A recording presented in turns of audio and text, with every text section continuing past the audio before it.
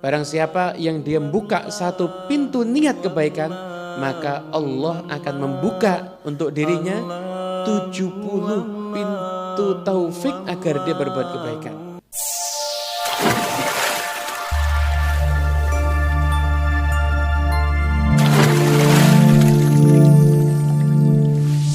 Bismillahirrahmanirrahim. Assalamualaikum warahmatullahi wabarakatuh. Bismillah walhamdulillah wassalatu wassalam ala sayyidina Rasulillah sayyidina Muhammadin ibni Abdillah wa ala alihi wa sahbihi wa man walah, amma ba'du. Alhamdulillah, berjumpa dalam program Kisah dan Ibrah. Pada kesempatan kali ini saya akan menyampaikan kisah yang berkaitan dengan niat. Intinya penting sekali menata niat. Hadis yang biasanya ada di awal dari sekian banyak kitab adalah hadis yang mengingatkan tentang niat. Yang diriwayatkan hadis tersebut muttafaqun alaih oleh Imam Bukhari dan Imam Muslim, yaitu innamal a'malu binniyat. Sesungguhnya amal itu tergantung daripada niat. Wa innamal likulli imri'in ma nawa. Dan setiap orang itu yang dia dapat adalah sesuai dengan apa yang dia niatkan. Hadis ini menjadi hadis yang populer, bahkan dikatakan thuluthuddin, sepertiga agama itu ada pada hadis yang tadi baru saya sampaikan. Artinya menata niat itu penting. Dan niat itu memang punya kekuatan yang luar biasa. Nah, saya akan menyampaikan kisah yang ada pada kitab Jawahirul Al-Lu'lu'iyah Syarah Arba'in An-Nawawiyah. Dikisahkan ada dua orang yang bersaudara. Dua orang bersaudara ini tinggal di satu rumah yang sama. Hanya saja yang satu tinggal di bagian atas, yang satu tinggal ada di bagian bawah. Nah, kebetulan yang tinggal ada di bagian atas itu adalah orang yang ahli ibadah. Hidupnya dihabiskan untuk mengingat Allah Subhanahu wa taala. Yang tinggal ada di bagian bawah itu adalah orang yang ahli maksiat. Waktunya tenggelam di dalam kemaksiatan. Nah, kemudian setelah itu suatu hari di pagi yang cerah ketika itu, yang tinggal di atas itu berpikir, saya kok cuma ibadah ya, ngapain? Nggak enak. Saya ini harusnya ngikutin saudara saya untuk saya ini bersenang-senang dengan dia. Sekali-sekali maksiat kan nggak apa-apa. Yang di bawah kebetulan ketika itu dalam keadaan bangun dari mabuknya, dari telernya, itu dalam keadaan buang air kecil di celana. Dan dia itu tergeletak di tanah. Setelah itu dia bilang, saya ini menghabiskan umur untuk maksiat kepada Allah.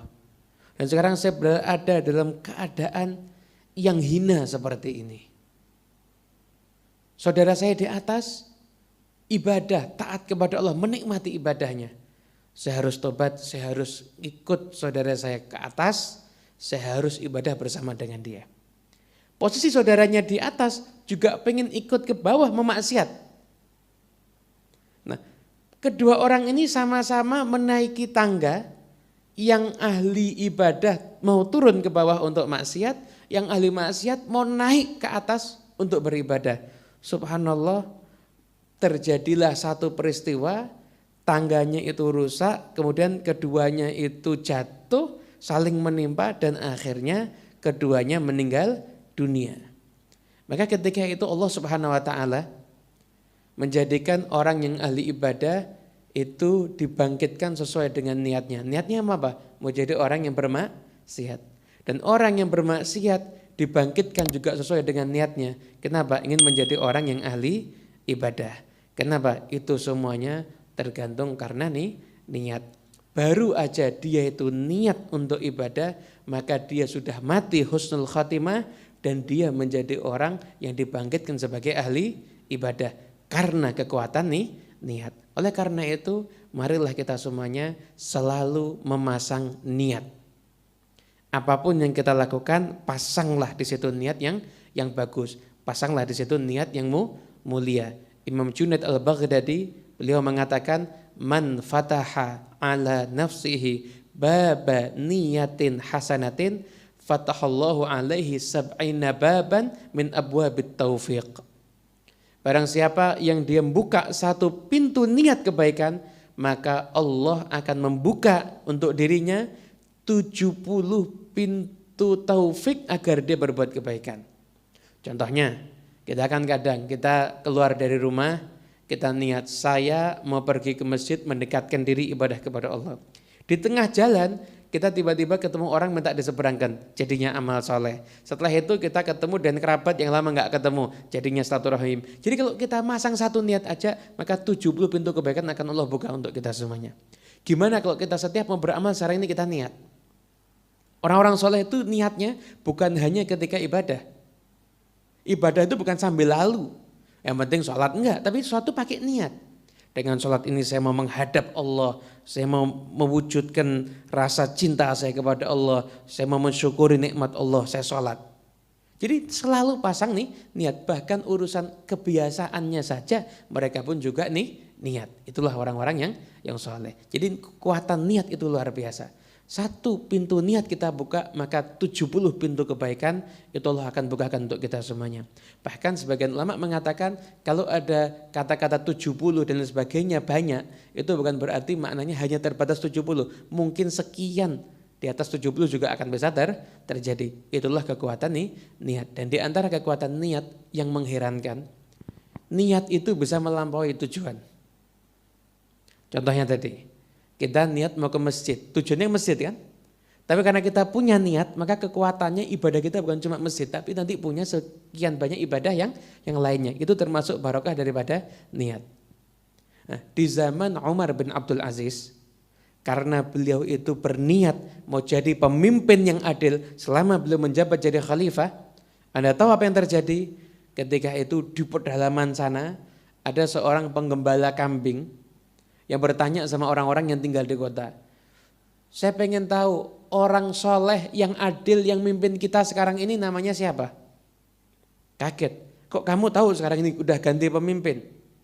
Dan pemimpin yang sekarang itu seorang soleh dan adil. Kamu kan tinggal di pedalaman. Zaman dulu nggak ada televisi, nggak ada sosmed. Kok kamu bisa tahu? Pergantian khalifah itu nggak diumumkan dulu.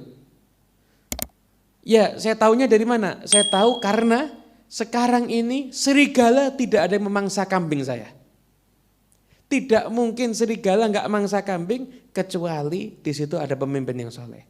Anda bayangkan karena niatnya Umar bin Abdul Aziz pengen menjadi pemimpin yang soleh, barokah daripada niatnya melampaui batas akal manusia sampai serigala, hewan buas yang harusnya menerkam setiap mangsanya menjadi hewan yang jinak. Kenapa? Karena barokah niat dari seorang pemimpin Umar bin Abdul Aziz. Oleh karena itu niatkan sekarang ini ketika kita menyaksikan acara ini, program ini, bahwasanya sisa hidup kita akan kita baktikan untuk mencari ridha Allah, menyenangkan Nabi Muhammad, berbakti kepada kedua orang tua dan melaksanakan amal-amal yang di situ bermanfaat bagi banyak orang. Insyaallah kita sambung dalam program yang lainnya, kisah dan ibrah. Wassalamualaikum warahmatullahi wabarakatuh.